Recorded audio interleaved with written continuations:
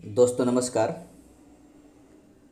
One liner question में खासकर आज हम आधुनिक भारत यानी मॉडर्न, ठीक है, मॉडर्न इंडिया की बात करेंगे और मैं कोशिश करूंगा कि डेली आप तक एक वीडियो पहुंचे। आज से मैं ये आपसे मैं बात रखना चाह रहा हूं और वीडियो अगर अच्छा लगे तो आप ज़रूर इसको लाइक कीजिएगा। मैं कोशिश करूंगा डेली आपके पास एक वीडियो ज़रूर पहुंचे, खासकर किसी भी सब्जेक्ट का हो, या तो इतिहास का ही हो सकता है, ज्योग्राफी भी हो सकता है, पॉलिटी भी हो सकता है, साइंस भी हो सकता है, कुछ भी हो सकता है, लेकिन डेली एक पहुंचेगा आपके पास। ठीक है, मैं आज ये बात बोल रहा हूँ। खैर, आप ध्यान देंगे कि अगर वीडियो अच्छा लगे, ठीक ठाक लगे, खराब भी लगे तो पर भी कमेंट करेंगे। किसी भी परिस्थिति में कमेंट कीजिएगा। अच्छा लगे तो कमेंट कीजिएगा, ना अच्छा लगे तो कमेंट करेंगे, ज़रूर कीजिएगा, ताकि आपकी कमेंट से मुझे सुझाव मिलता है कि आपको वीडियो कैसा लग रहा है या नहीं लग रहा है। ठीक है, तो चलिए आज हम बिना देरी किए हुए आगे बढ़ते हैं और ये आपका पहला क्वेश्चन है। लेकिन इससे पहले मैं ये बोलना चाहूँगा कि इस चैनल के माध्यम से कुछ एनसीईआरटी 6th क्लास का एनसीईआरटी अब तक पहुंच चुका है। 7, 8, 9, 10, 11, 12 सबका एनसीईआरटी अब तक पहुंचेगी। स्टेट एग्ज़ाम से पहले आपको एनसीईआरटी का पूरा नोट्स दिया जाएगा। ठीक है, तो आप चैनल से जुड़े रहेंगे। जो भी मटेरियल होगा, आप जो भी क्वेरी है आप ज़रूर कमेंट करेंगे। मैं कोशिश करूँगा कि आपके जो भी क्वेरी उसको पूरा किया जाए। ठीक है, चलिए आज का पहला क्वेश्चन है कि नीला जल योजना ब्लू वाटर पॉलिसी से संबंधित है। कौन संबंधित है? तो द अल्मीडा। अगर ये देखा जाए अल्मीडा है कौन, तो पुर्तगाली गवर्नर है। ठीक है, वास्को डी गामा कालीकट तट पर पहुंचा। कब पहुंचा? 1498 में। पुर्तगाली उपनिवेश का प्रथम वायसराय भारत में आया। कौन है? तो फ्रांसिस्को द अल्मीडा। कब आया था ये भी ध्यान रखेंगे। 1505 से 1509 तक इनका कार्यकाल रहा। अगला क्वेश्चन है कि वास्को डी गामा का कालीकट में स्वागत किया गया था। कौन किया था? जमोरिन ने किया था। सुमेलित करना है, समुद्री यात्रा है और देश है, तो वास्को डी गामा पुर्तगाल के, क्रिस्टोफर कोलंबस स्पेन के, कैप्टन कुक ब्रिटेन के, तस्मान हॉलैंड के। भारत में पुर्तगाली शक्ति का वास्तविक संस्थापक अल्बुकर्क।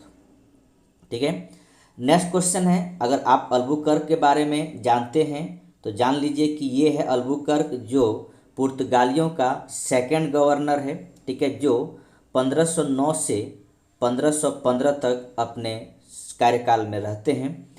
पुर्तगालियों ने भारत के प्रथम दुर्ग का निर्माण किया, कोचीन में किया। मध्यकाल में सर्वप्रथम भारत से व्यापार संबंध स्थापित करने वाले थे, वो कौन थे? तो पुर्तगाली थे। ठीक है, भारत में प्रथमतः समुद्री व्यापारिक केंद्र स्थापित किए, पुर्तगालियों ने किए। बंगाल का बांदेल, चिनसुरा, हुगली और श्रीरामपुर फैक्ट्री में से जो डचों द्वारा स्थापित की गई थी। तो डचों ने कहाँ कहाँ फैक्ट्री स्थापित किए थे? ये आपके हुगली और चिनसुरा में किए थे। ठीक है, पांडिचेरी के संदर्भ में सही कथन है। कथन ये है कि पांडिचेरी पर कब्जा करने वाला पहली यूरोपीय शक्ति कौन थे? पुर्तगाली थे। हुगली को बंगाल की खाड़ी में समुद्री लूटपाट के लिए अड्डा बनाया था। किसने बनाया था? पुर्तगालियों ने बनाया था। कोलकाता की स्थापना किसने किया? तो जॉब चारनॉक ने किया। ठीक है, अगला क्वेश्चन है कि भारत में यूरोपीय शक्तियों के प्रवेश के संदर्भ में सही कथन है। अंग्रेजों ने अपनी पहला कारखाना दक्षिण भारत में मछलीपट्टनम में लगाया। पूर्वी भारत में अंग्रेजी कंपनी 1633 ईस्वी में उड़ीसा में पहली कारखाना लगाया। डुप्ले के नेतृत्व में फ्रांसीसियों ने 1746 ईस्वी में मद्रास पर कब्जा किया। ठीक है, तो ये सारी बातें यूरोपीय शक्तियों के बारे में सही चीज़ें हैं। ठीक है, भारत के साथ व्यापार के लिए सर्वप्रथम संयुक्त पूंजी कंपनी आरंभ करने वाले लोग थे। कौन थे? तो ब्रिटेन थे। तो ध्यान रखेंगे, जो ब्रिटिश ईस्ट इंडिया कंपनी है, कुछ बातों को जान लीजिए, जिसमें 217 व्यक्ति का भागीदार थे और इन्हीं लोगों ने संयुक्त पूंजी लगाया था ब्रिटिश ईस्ट इंडिया कंपनी पर, जिसमें एलिजाबेथ, वहाँ की महारानी एलिजाबेथ ने इन लोगों को 15 साल तक पूर्वी देशों के साथ व्यापार करने का अधिकार प्रदान किया गया था। सही कथन है कि डचों ने पुर्तगालियों को पराजित किया और आधुनिक कोची में उन्होंने फोर्ट विलियम का निर्माण किया। ये बातें सही है। ठीक है, ये बातें सही है। तो डचों ने पुर्तगालियों को पराजित किया और आधुनिक कोची में उन्होंने फोर्ट विलियम का निर्माण किया। भारत में ईस्ट इंडिया कंपनी की सफलता का राज था। क्या राज था? देख लीजिए, राज यहाँ पर लिखा हुआ है। भारत में राष्ट्रीय भावना की कमी, कंपनी की सेना में पश्चिमी प्रशिक्षण मिला था तथा उनके पास आधुनिक हथियार थे। भारतीय सैनिक में राष्ट्रीय भावना का अभाव था, जिसके फलस्वरूप कोई जो उन्हें अच्छा वेतन दे अपनी सेवा में लग जाता था। ठीक है, तो मोटा मोटी ये समझेंगे कि भारतीय लोगों को अच्छा वेतन नहीं मिलता था, और वेतन अगर अच्छा मिलता तो राष्ट्रीय भावना पर लगे रहते। ठीक है, और वेतन जो इनको अच्छा दिया गया वो उनके पास चले गए। ठीक है, ब्रिटिश कंपनी में से भारत में व्यापार करने का पहला अधिकार पत्र प्राप्त हुआ था। तो किसे प्राप्त हुआ था? लिवेंट कंपनी को। ठीक है, ध्यान रखेंगे इस कंपनी का नाम। लंदन में ब्रिटिश ईस्ट इंडिया कंपनी के गठन के समय भारत का बादशाह थे। कौन थे? अकबर थे। आपको पता है कि लंदन में ब्रिटिश ईस्ट इंडिया कंपनी का 31 दिसंबर 1600 को हुई थी, और उस समय हमारे यहाँ का बादशाह मुगल बादशाह अकबर थे।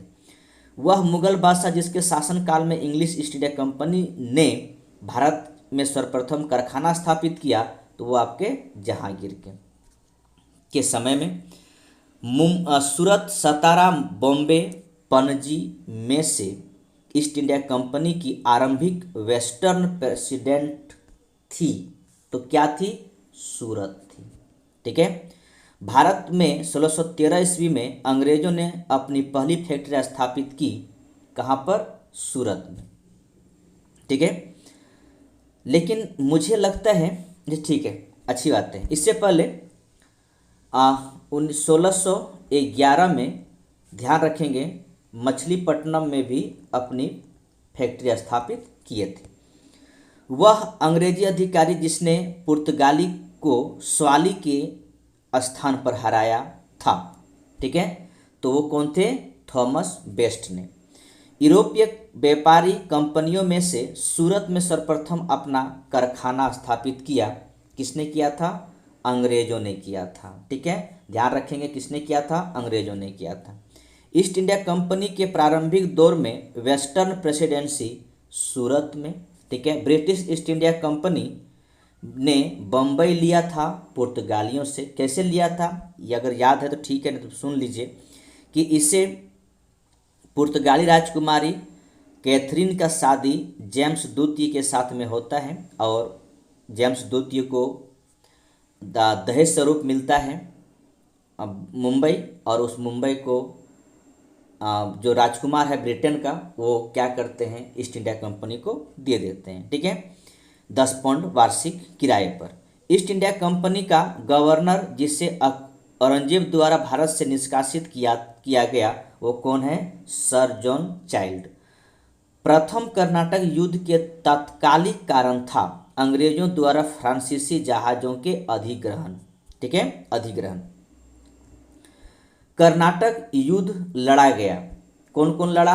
तो अंग्रेजी और फ्रांसीसियों के मध्य। प्रथम कर्नाटक युद्ध, एक्सला चैपेल की संधि के अंत।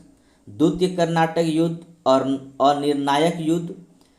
तृतीय कर्नाटक युद्ध, पेरिस की संधि के साथ अंत। प्रथम मैसूर युद्ध, ब्रिटिश की हार। ध्यान रखेंगे, द्वितीय कर्नाटक युद्ध को पांडिचेरी की संधि भी कहता है। देखिए, ध्यान रखेंगे, पांडिचेरी की संधि के साथ में समाप्त होती है। प्रथम मैसूर युद्ध ध्यान रखेंगे, इससे हम मद्रास की संधि के साथ में समाप्त होता है। ठीक है, अब कर्नाटक युद्ध के बारे में यहाँ पर तीनों युद्ध के बारे में दिया हुआ है, ध्यान रखेंगे। 1746 से 48, 1749 से 54, 1758 से 63। ठीक है, अगला क्वेश्चन है, प्रथम यूरोपीय व्यक्ति जिसने भूक्षेत्र अर्जित करने के उद्देश्य से भारतीय राजाओं के झगड़ों में भाग लेने की नीति आरंभ की, वो कौन है? डुप्ले। भारत में फ्रांसीसियों ने अपना सबसे पहला कारखाना स्थापित किया, कहाँ किया? सूरत में। ठीक है, फ्रांसीसी ईस्ट इंडिया कंपनी स्थापित हुई थी लुई 14वां के शासनकाल में। ठीक है, कब हुई थी? ध्यान रखें, 1664 में। अगला है, भारत में फ्रांसीसी कंपनी का संस्थापक माना जाता है कोलबर्ट, ध्यान रखेंगे, लुई 14वां के मंत्री हैं कोलबर्ट। ठीक है, अगला क्वेश्चन है, बंगाल में डचों द्वारा स्थापित कारखाना था हुगली एवं चिनसुरा में। डच ईस्ट इंडिया कंपनी ने पटना में अपनी फैक्ट्री स्थापित किया, कब? 1632 में। फ्रांसीसी दक्कन में शक्ति आंदोलन स्थापित करने में असफल रहे क्योंकि अंग्रेज फौज शक्तिशाली थी। भारत में यूरोपीय शक्तियों का आगमन इस प्रकार है, ध्यान रखेंगे। अगर आपसे आगमन पूछे तो ध्यान रखेंगे, पुर्तगीज, डच, अंग्रेज, फ्रांसीसी, और स्थापना पूछे तो पुर्तगीज, अंग्रेज, डच, फ्रांसीसी। पौंडीचेरी में फ्रेंच लोग, गोवा में पुर्तगीज यानी पुर्तगाल, त्रावणकोर में डेनिश यानी डैन, और मद्रास में डच। ठीक है, नेक्स्ट क्वेश्चन है कि यूरोपियों को सर्वोत्तम सोरा और अफीम प्राप्त होता था, कहाँ से? तो बिहार से। भारत में डचों द्वारा स्थापित प्रमुख व्यापारिक केंद्र था नागपट्टनम, चिनसुरा, मछलीपट्टनम, सूरत, भरूच, आगरा, कोचीन, अहमदाबाद, पटना। यूरोपियों में से स्वतंत्रता पूर्व भारत में व्यापारी के रूप में सबसे अंत में आए, वो कौन है? फ्रांसीसी। ठीक है, अगली बातें हैं, कंपनी एक असंगति है परंतु यह उस व्यवस्था का भाग है जहां सब कुछ ही असंगत है। ईस्ट इंडिया कंपनी के बारे में यह टिप्पणी की थी, किसने की थी? जी.बी. मैकाले ने। ठीक है, टिप्पणी क्या है? फिर से देख लीजिए कि कंपनी एक असंगति है परंतु यह उस व्यवस्था का भाग है जहां सब कुछ ही असंगत है। ईस्ट इंडिया कंपनी के बारे में यह टिप्पणी की थी जी.बी. मैकाले ने। एक्सला 7 अप्रैल 1778 की संधि के संदर्भ में सत्य कथन है, इससे अंग्रेजों को मद्रास पुनः प्राप्त हुआ। भारत में अंग्रेजों की सफलता तथा फ्रांसीसियों की असफलता का कारण क्या है? कि अंग्रेजों को बंगाल विजय से अपार धन एवं जनशक्ति मिला, अंग्रेजों को बेहतर नौसैनिक ताकत मिला। ठीक है, यह ताकत था। तो ध्यान रखेंगे कि अंग्रेज अगर सफलता प्राप्त की या फ्रांसीसी असफल हुआ, इनके बीच में यही कारण है कि अंग्रेजों को बंगाल से अपार धन मिला और जनशक्ति भी मिला, साथ ही साथ अंग्रेजों की बेहतर नौसैनिक शक्ति भी था। ठीक है, तो ये था आज का, ध्यान रखेंगे, 1 लाइन क्वेश्चन था। ठीक है, और ध्यान रखिएगा डेली आपको एक वीडियो मिलेगा, या तो 1 लाइन मिलेगा या नहीं तो ध्यान रखेंगे कि किसी प्रकार से वीडियो आप तक पहुँचे, लेकिन पहुँचेगा। ठीक है, ध्यान रखिएगा। तो डेली आप जुड़े रहेंगे, जितने एनसीईआरटी पहुँच चुका है उनको देखिए, नहीं जो आप तक आया है वो वीडियो आप तक पहुँचेगा। तो एनसीईआरटी पे काम हो रही है, ध्यान रखेंगे, आप तक एनसीईआरटी भी पहुँचेगा और हूबहू जो एनसीईआरटी में है वो आप तक पहुँचेगा। ठीक है, उससे बाहर एक भी लाइन नहीं और उससे कम एक भी लाइन नहीं। ठीक है, तो जो आपके एग्जाम पॉइंट व्यू से है वो एनसीईआरटी आपको दिया जाएगा, आप जुड़े रहेंगे। बशर्ते ध्यान रखेंगे एस्टेट से पहले, एग्जाम से पहले आपके सारा एनसीईआरटी अब तक लोड हो जाएगा। ठीक है, अब तक आ जाएगा। चलिए, कोई बात नहीं, ठीक है, फिर कल मिलते हैं। थैंक यू पूरा वीडियो देखने के लिए, और जय हिंद, जय भारत।